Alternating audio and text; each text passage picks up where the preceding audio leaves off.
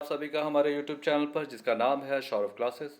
आज मैं आप लोगों के लिए बीए सेमेस्टर 1 के पेपर MJ1 जो NEP का हमारा नया सिलेबस है उसके अंतर्गत जो हमारा आज का टॉपिक है वो है बौद्ध साहित्य। तो चलिए बिना समय गंवाए हम अपने इस विषय को प्रारंभ करते हैं। प्राचीन भारतीय इतिहास में बौद्ध साहित्यों का काफ़ी महत्व है। इन साहित्यों से न केवल बौद्ध धर्म के इतिहास की जानकारी मिलती है बल्कि तात्कालीन समय की स्थितियों पर भी पर्याप्त ज्ञान मिलता है। बौद्ध साहित्य में प्रथम स्थान जातकों का है। इनमें बुद्ध पूर्व जन्म की गाथाएं हैं। वैसे तो ये काल्पनिक हैं, लेकिन इसमें अपने समय के समाज का सुंदर चित्र हमारे समक्ष प्रस्तुत करती है। इन कथाओं में उस युग के अनेक राजाओं का इतिवृत्त भी कहीं कहीं प्रसंगवश दे दिया गया है। बौद्ध साहित्य में दूसरा स्थान त्रिपिटक का है। बुद्ध के निर्वाण प्राप्त करने के बाद इन त्रिपिटकों की रचना हुई। ये हैं सूत पिटक, विनय पिटक और अभिधम्म पिटक। सूत पिटक में बुद्ध के धार्मिक विचारों का संग्रह है। सूत पिटक के अंतर्गत 5 निकाय हैं: दीर्घ निकाय, मध्यम निकाय, संयुक्त निकाय, अंगुत्तर निकाय तथा खुद्दक निकाय।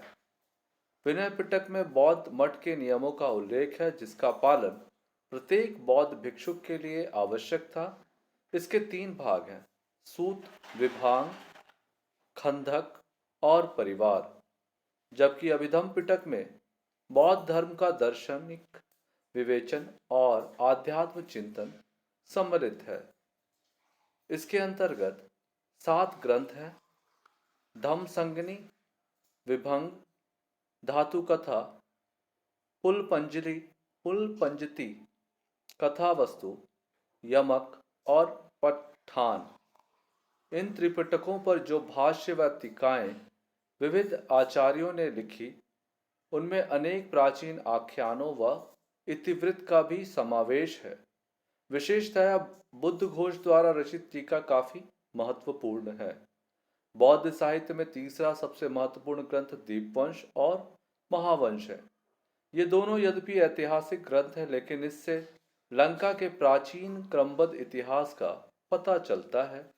लेकिन साथ ही साथ प्राचीन समय में लंका का भारत के साथ घनिष्ठ संबंध रहा और बुद्ध तथा उनके शिष्य व अनुशिष्य जिन्होंने बौद्ध धर्म का लंका में प्रचार किया था, भारत के ही निवासी थे।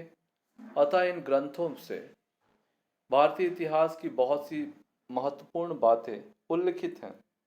विशेषतया मौर्य सम्राट अशोक तथा उस वंश से के संबंध में इन ग्रंथों से बहुत सी महत्वपूर्ण बातें ज्ञात होती हैं। प्राचीन समय में लंका में अनिरुद्धपुर नामक एक प्रसिद्ध नगर था। इसमें महाविहार और उत्तर विहार नामक 2 प्रसिद्ध बौद्ध मठ थे। ये दोनों विहार बौद्ध अध्ययन के बड़े केंद्र थे। पाली भाषा में लिखी हुई अनेक बौद्ध धर्म विषयक पुस्तकें पहले पहल इन्हीं में विकसित हुई। यहाँ इनका निरंतर अनुशीलन होता रहा। सिंगली भाषा में इन पर टीकाएं भी लिखी गई। इस प्रकार धीरे धीरे इन विहारों में बहुत बड़ा बौद्ध साहित्य विकसित हो गया। स्वाभाविक रूप से इन साहित्य में अनेक अंश इस प्रकार भी थे जिनका लंका के इतिहास से संबंध था। 4वीं शताब्दी ईसा पूर्व में किसी अज्ञातनामा विद्वान ने इन भागों को एकत्र करके लंका का एक क्रमबद्ध इतिहास तैयार किया। इसी का नाम दीपवंश पड़ा। यह लंका का सबसे प्राचीन इतिहास है। इसमें लंका के प्रारंभिक इतिहास का वर्णन करते हुए अशोक तथा उसके वंश का वृत्तांत भी दिया गया। दीपवंश के बाद महावंश की रचना हुई। इसके लेखक का नाम महानाम था। यह दीपवंश की अपेक्षा बहुत अधिक बड़ा और परिष्कृत ग्रंथ है। इसमें वाल्मीकि रामायण व महाभारत के समान ऐतिहासिक काव्य कह सकते हैं इसे। साहित्य व काव्य की दृष्टि से जहां यह अत्यंत उत्कृष्ट है, सॉरी, वहां ऐतिहासिक दृष्टि से भी इसका महत्व बहुत अधिक है। इसमें भी लंका के प्राचीन इतिहास को लिखते हुए और अशोक और उसके वंशजों एवं भारतीय बौद्ध आचार्यों के विषय में परिचय दिया गया है। सॉरी। महावंश और दीपवंश के अतिरिक्त बौद्ध साहित्य में कुछ अन्य ग्रंथ हैं जो ऐतिहासिक दृष्टि से बहुत उपयोगी हैं। दिव्यादान इनमें विशेष रूप से उल्लेखनीय है। यह महान ग्रंथ संस्कृत में लिखा गया और नेपाल से उपलब्ध हुआ है। इसका पता सबसे पूर्व हडसन ने लगाया था।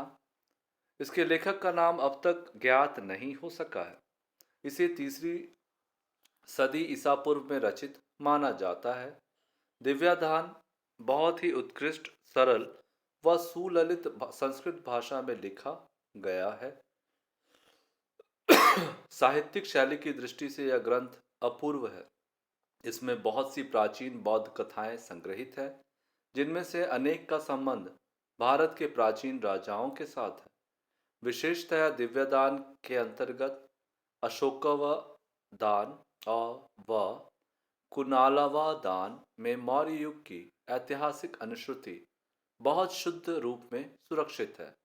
ललित विस्तार, मिलिंद प्रश्न और मंजूश्री मूलकल्प नामक अन्य ग्रंथ भी बौद्ध साहित्य में इस प्रकार के हैं जो भारतीय इतिहास पर अच्छा प्रकाश डालते हैं। तो आज के लिए इतना ही।